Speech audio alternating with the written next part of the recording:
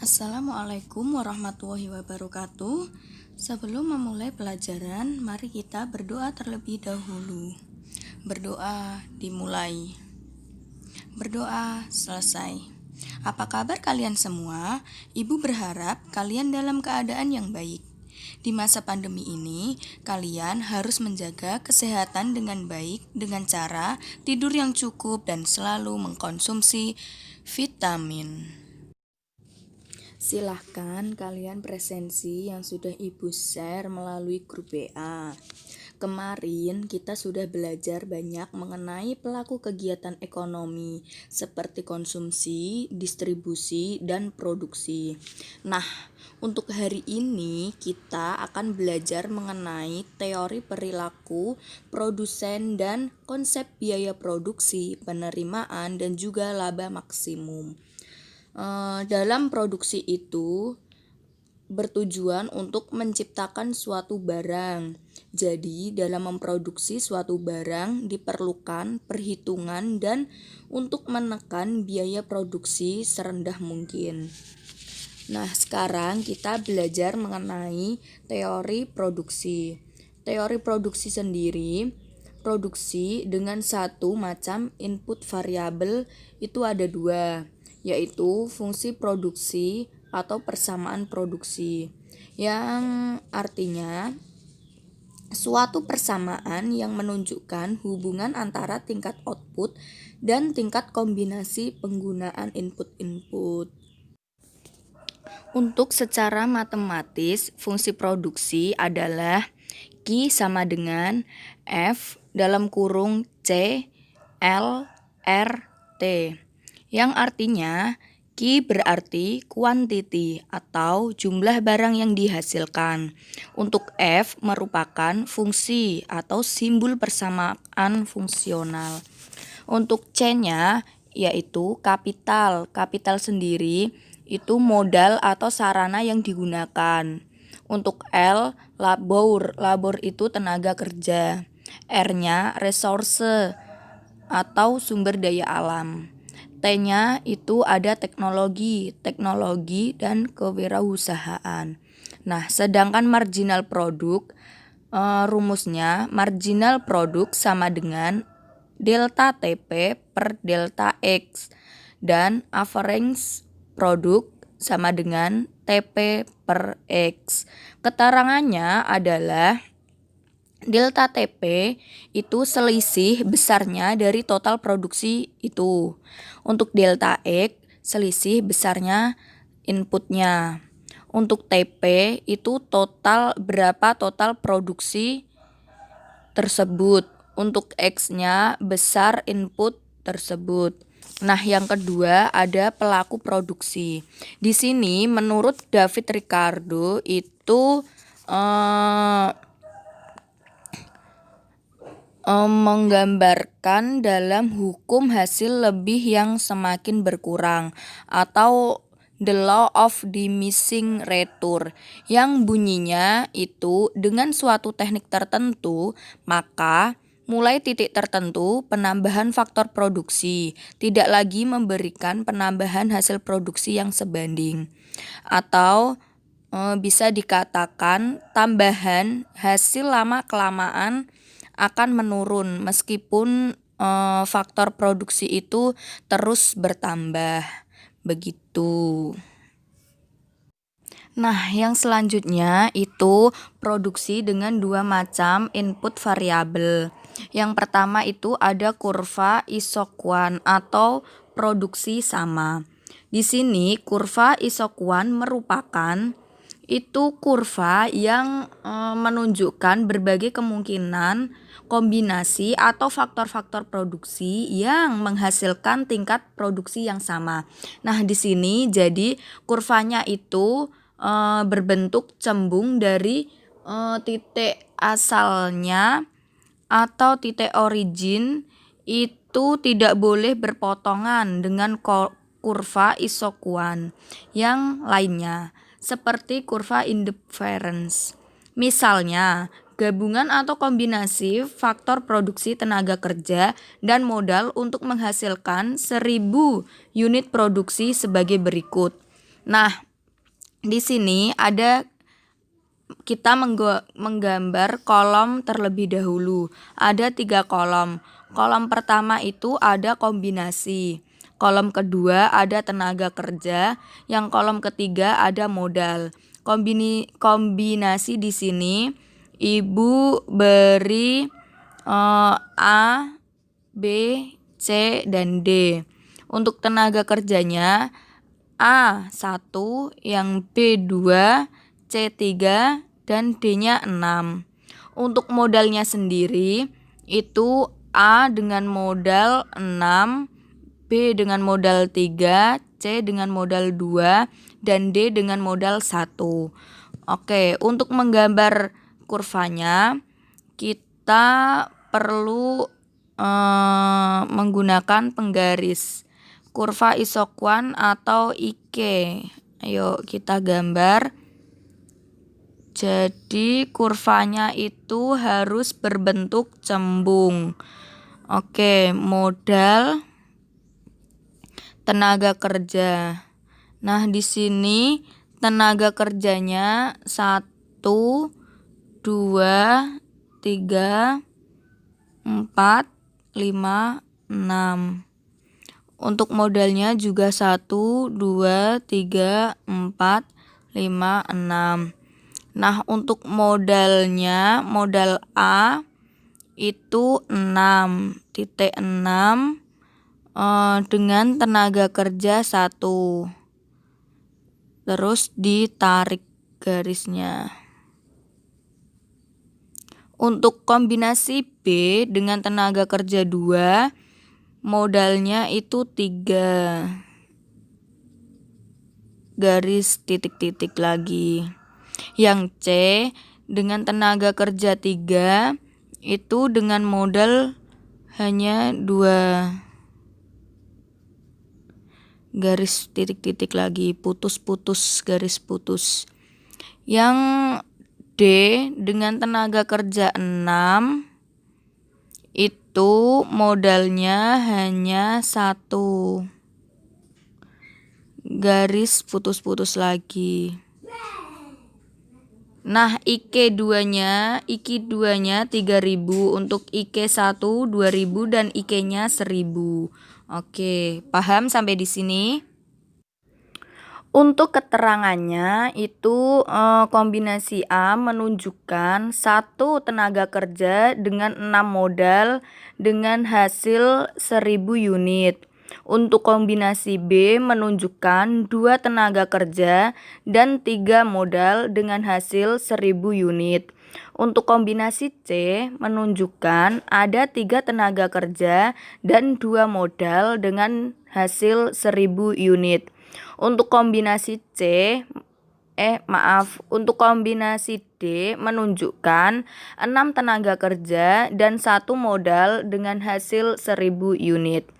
Nah, selanjutnya untuk kurva isokuan atau IK menggambarkan gabungan tenaga kerja dan modal dengan satu tingkat produksi tertentu. Nah, jadi semakin jauh dari titik nol itu, semakin tinggi pula tingkat produksinya. Di sini kurva isokuan itu memiliki ciri-ciri, di antaranya ada pertama, mempunyai kemiringan yang negatif. Yang kedua, semakin ke kanan, kedudukan isokuannya menunjukkan bahwa semakin tinggi jumlah output tersebut. Yang selanjutnya ada isokuan itu tidak pernah berpotongan dengan isokuan lainnya. Jadi kurvanya itu tidak akan pernah berpotongan satu isokon satu dengan isokuan yang lainnya.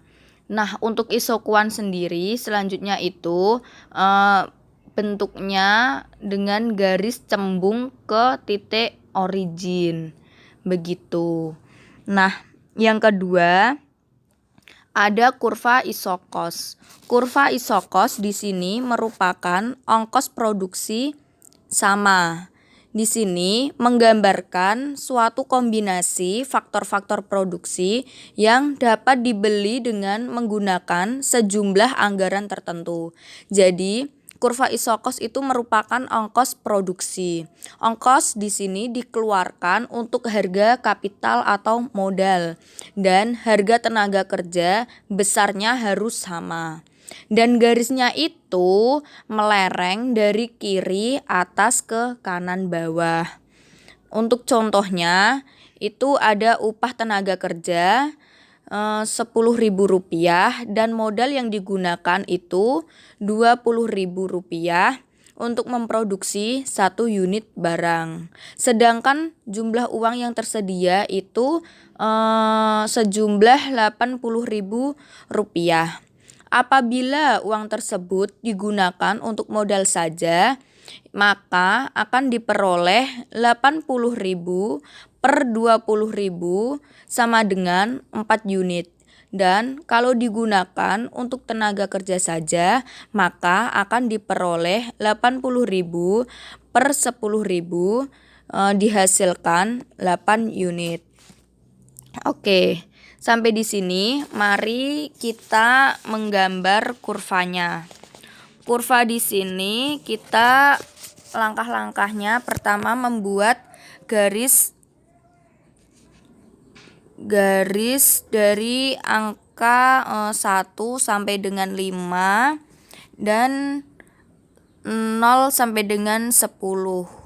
Nah, di sini dari kurva isokos ada keterangan untuk TC isokos atau garis yang menunjukkan kombinasi tenaga kerja dan modal dengan menggunakan uang sebesar Rp80.000 itu.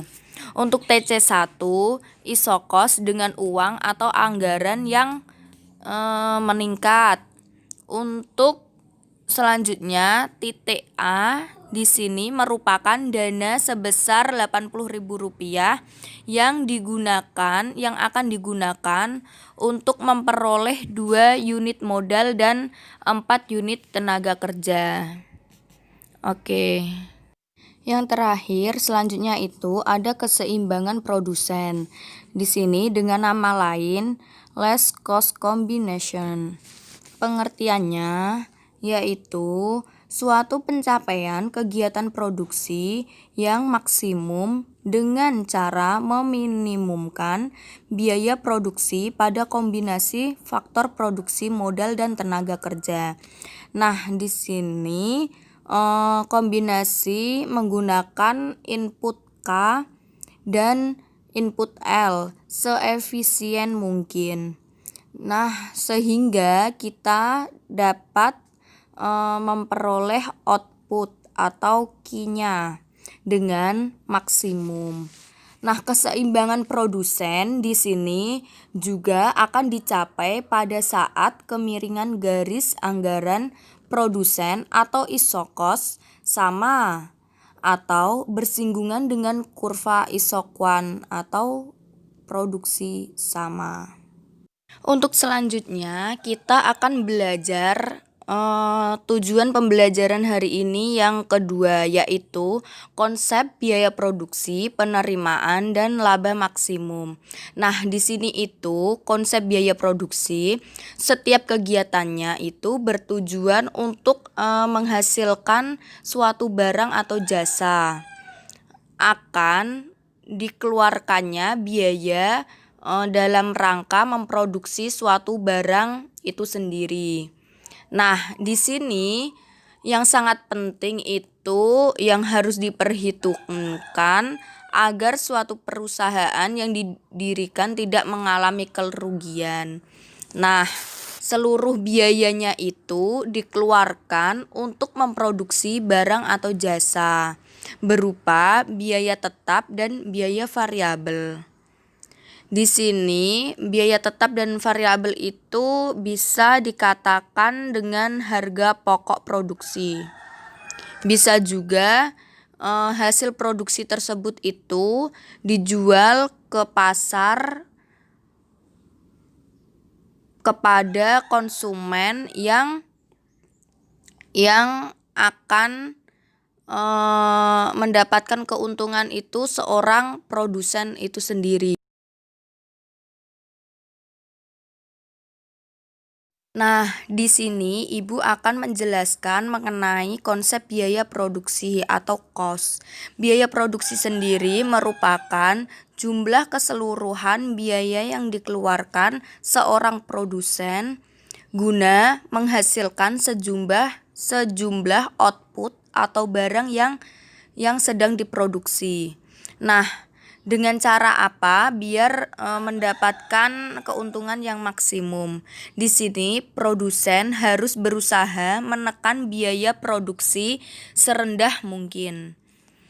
Nah, di sini pada dasarnya itu biaya produksi dibagi menjadi dua macam, yaitu biaya tetap total atau total fixed cost atau TFC. Itu adalah biaya yang besarnya itu tidak tergantung pada unit yang diproduksi. Jadi besarnya itu tidak tergantung pada unit yang diproduksi. Berapapun unit yang diproduksi itu besarnya, biaya yang dikeluarkan akan sama. Contohnya itu ada biaya penyusutan aktiva tetap, juga biaya peliharaan, biaya sewa toko, asuransi dari perusahaan itu sendiri dan sebagainya. Biaya sewa di sini bisa dikatakan sewa kantor atau sewa tanah dan sebagainya. Untuk biaya penyusutan aktiva tetap itu ada penyusutan dari kendaraan ataupun gedung dan lain-lainnya. Untuk biaya pemeliharaan kita otomatis secara tidak langsung harus menjaga pemeliharaan suatu gedung tersebut. Nah, yang kedua ada biaya variabel total. Biaya variabel total di sini itu supaya mudah disingkat dengan TVC.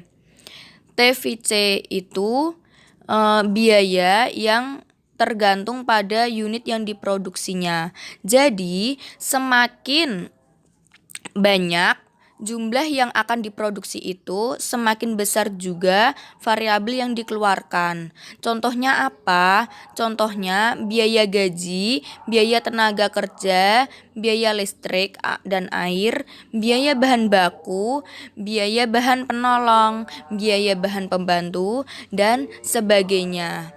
Di sini kita memiliki kewajiban yang harus dibayar. Semakin banyak karyawan kita, semakin banyak juga kita membayar gaji itu. Nah, untuk biaya tenaga kerja sendiri itu juga akan sama dengan gaji. Biaya listrik dan air, semakin banyak pemakaian, semakin banyak pula kita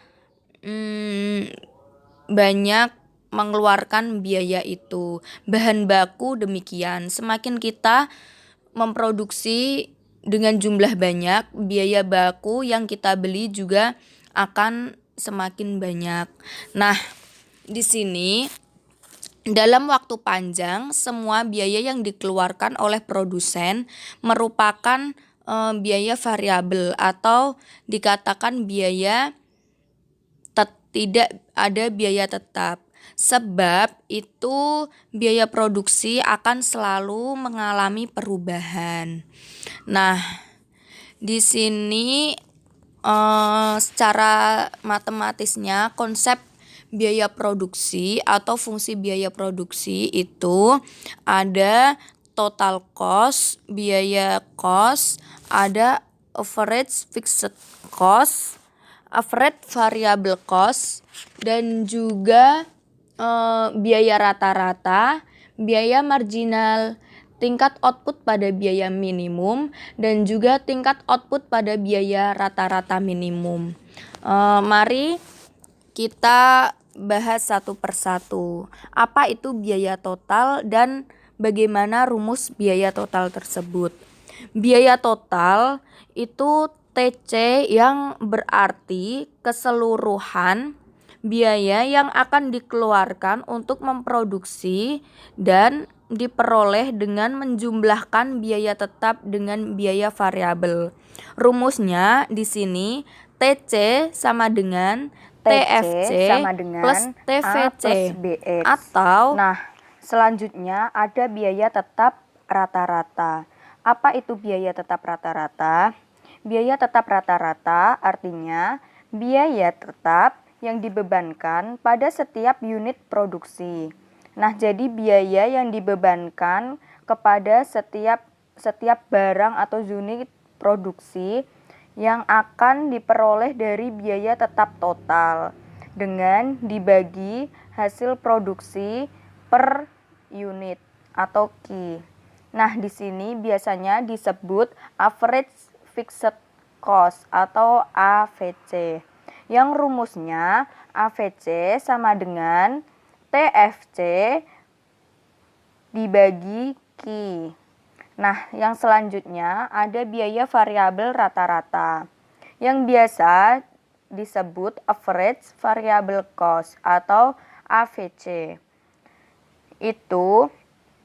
Apa itu biaya variabel rata-rata? Biaya variabel rata-rata itu yang dibebankan pada setiap unit produksinya. Nah, entah diperoleh dari biaya variabel total, terus dibagi dengan hasil produksi ataupun unit produksi.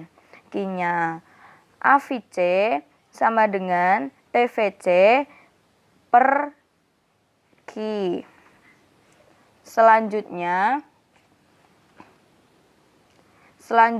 ada biaya rata-rata. Biaya rata-rata di sini sering disebut dengan average cost atau AC atau average total cost ATC. Artinya itu biaya total yang dibebankan kepada setiap unit produksi atau setiap output.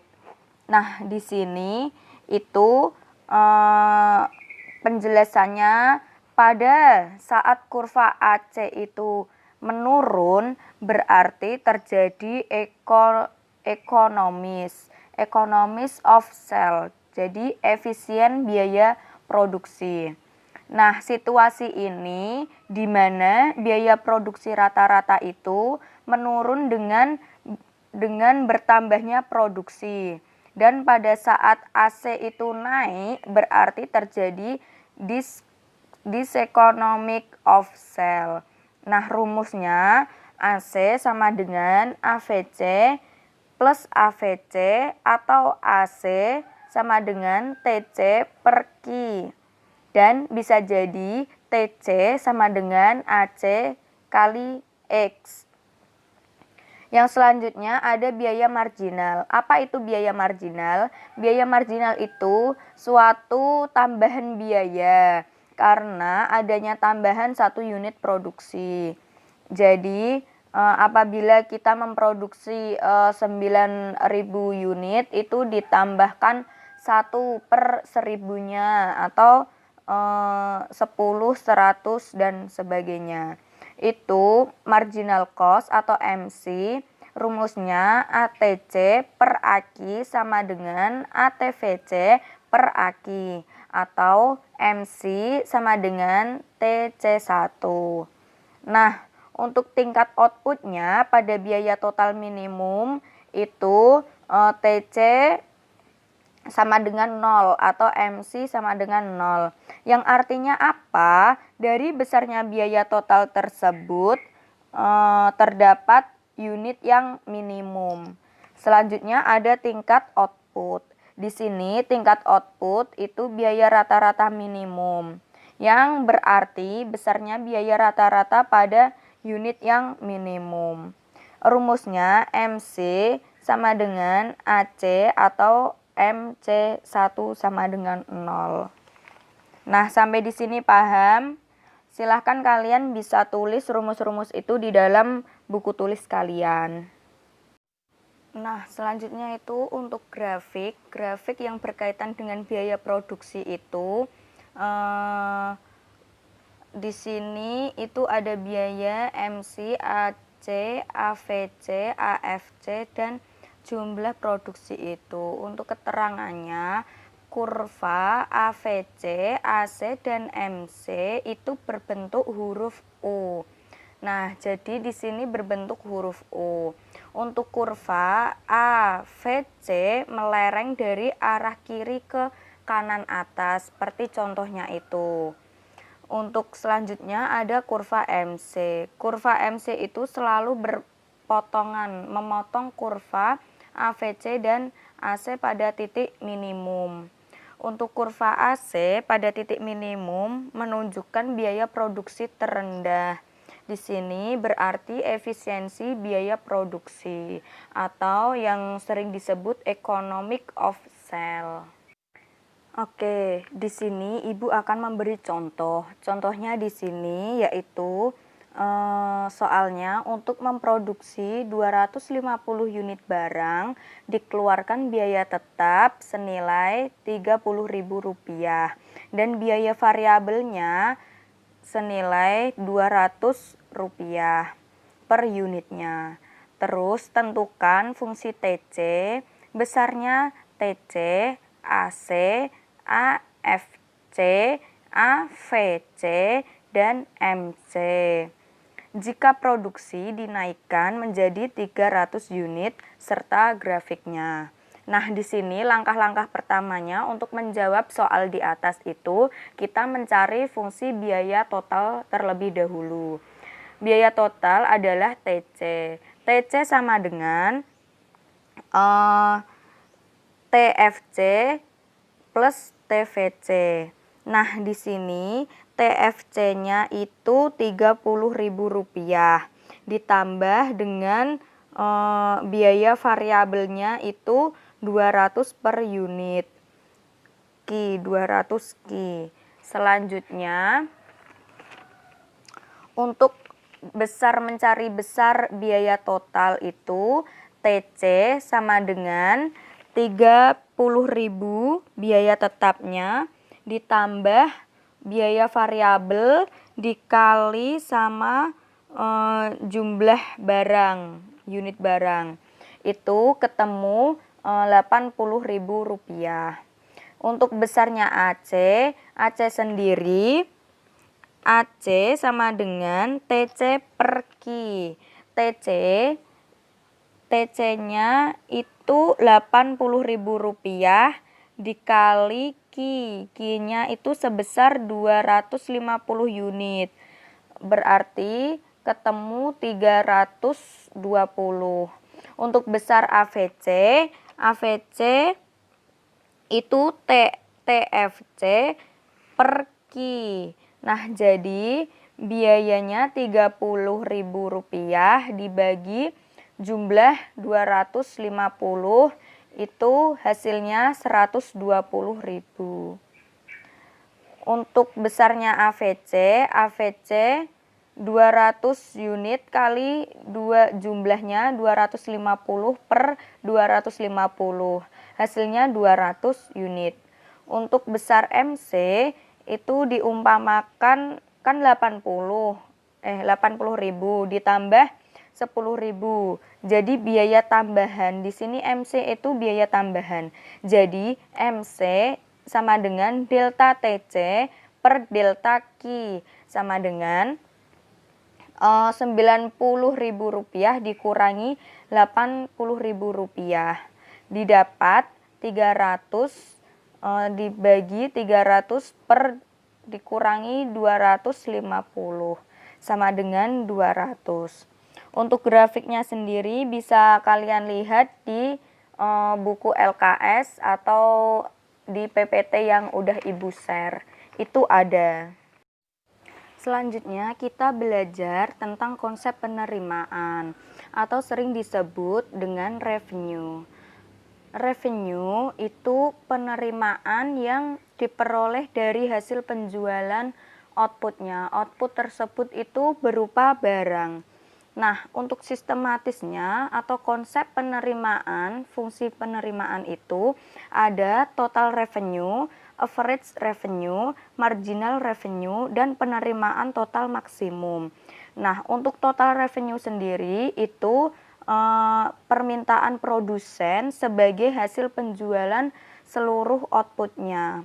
Jadi produsen itu sebagai hasil. Total revenue sendiri itu jumlah output atau quantity dikali dengan harga jual, price. Nah, di sini rumusnya TR sama dengan P kali Q atau TR sama dengan F kali Q. Untuk average revenue itu merupakan penerimaan dari seorang produsen itu minta per unit outputnya. Jadi AR itu merupakan harga jual per unit output. AR sama dengan TR per Q. Nah, untuk marginal revenue-nya itu merupakan suatu kenaikan penerimaan total. TR sebagai pertambahan suatu unit. MR sama dengan delta TR per delta Q atau MR sama dengan TR 1. Untuk penerimaan total maksimum itu merupakan besar dari penerimaan total pada unit maksimum itu. MR sama dengan 0. Nah, selanjutnya Ibu mempunyai contoh soal. Itu diketahui fungsi permintaan P sama dengan 100 dikurangi 2Q. Dan tentukan fungsi permintaan total, besarnya penerimaan total, penerimaan rata-rata, dan penerimaan marginal jika terjual 10 unit. Nah, untuk menjawab soal ini, itu yang pertama kita lakukan adalah mencari fungsi penerimaan total itu. Nah, bagaimana? Dimulai dari TR sama dengan P kali Q, total penerimaan dikali quantity, itu jadi 100 min 2Q kali Q. TR-nya jadi 100Q dikurangi 2X kuadrat. Untuk mencari penerimaan total, itu jika kuantitasnya 10, tingkat penerimaan totalnya itu 100 kali kuantitasnya 10 dikurangi 2 kali 10 pangkat 2, hasilnya 800. Nah, untuk besar penerimaan rata-rata sendiri, AR-nya di sini 80. Hasil pengurangan dari penerimaan total itu. Untuk besar penerimaan marginal, MR sama dengan TR. MR itu 100 min 4Q. Jika Q kuantitasnya 10, maka MR-nya 100 dikurangi 4 kali kuantitasnya 10. Jadi 100 dikurangi 40. Didapat 60 unit. Begitu. Ada yang kurang paham? Nanti Ibu akan beri soal, silahkan kalian kerjakan di rumah. Di sini untuk laba maksimum atau profit dan kerugian minimum atau disebut dengan loss, itu kegiatannya suatu perekonomian itu yang berhubungan dengan memproduksi barang atau jasa. Itu melakukan penjualan dengan hasil produksi akan menimbulkan keuntungan atau kerugian. Jadi dalam memproduksi itu perusahaan akan mendapatkan keuntungan atau kerugian, itu juga perlu diperhitungkan. Untuk laba sendiri itu selisih dari penerimaan revenue dengan cost. Sedangkan kerugian merupakan selisih kurang penerimaan produsen atau revenue dengan biaya cost. Nah, untuk rumusnya itu dalam sistematisnya ada laba dan rugi. Itu dengan tanda P. Merupakan selisih antara TR penerimaan dengan TC ataupun biaya. Untuk laba itu akan diperoleh apabila TR lebih besar dari TC dan kerugian itu akan diderita oleh perusahaan apabila TR penerimaannya kurang dari TC, sehingga dapat laba atau rugi dapat dirumuskan dengan Pi sama dengan TR dikurangi TC. Yang selanjutnya ada titik impas. Titik impas di sini tidak laba dan tidak rugi. Biasa disebut dengan break even point atau BEV. Itu kejadian ini di mana keadaan menunjukkan besarnya revenue penerimaan TR itu sama dengan besarnya biaya produksi atau total cost. Sehingga dapat kita rumuskan menjadi TR sama dengan TC. Nah, untuk keuntungan selanjutnya ada keuntungan maksimum atau laba maksimum dan kerugian yang minimum. Itu dirumuskan MR sama dengan MC, di mana keadaan ini itu menunjukkan besarnya penerimaan marginal MR sama dengan biaya marginal MC. Itu akan ditandai dengan titik potong antara kurva MR dengan kurva MC. Nah, dari keuntungan maksimum atau laba maksimum itu kita dapat memperoleh yang akan didapat perusahaan dalam berbagai bentuk pasar. Hal ini terjadi itu saat kurva MC memotong kurva MR. Jika MC lebih besar dari MR, maka pencapaian laba maksimum untuk produsen harus mengurangi jumlah produksinya. Dan sebaliknya, untuk pasarnya sendiri, pasar kompetitif atau biasa disebut dengan pasar persaingan sempurna. Harga pada keuntungan maksimum sama dengan MR dan MC itu price sama dengan marginal revenue sama dengan marginal cost. Sedangkan pasar monopoli itu atau keuntungan maksimum lebih besar dari MR dan MC. Price lebih besar dari MR sama dengan MC. Selanjutnya ada laba normal atau normal profit. Itu di mana keadaan suatu perusahaan menunjukkan kondisi perusahaan itu tidak menderita rugi tetapi juga tidak memperoleh keuntungan ataupun laba. Itu bisa kita rumuskan dengan P sama dengan AC atau P sama dengan ATC. Yang kelima itu ada laba supernormal. Laba supernormal di sini merupakan suatu keadaan yang menunjukkan kondisi revenue itu lebih besar daripada biaya atau cost. Nah, ini ditandai positif atau laba positif sehingga dapat dirumuskan price sama dengan price kurang lebih besar dari AC. Nah, Ibu akan memberi contoh.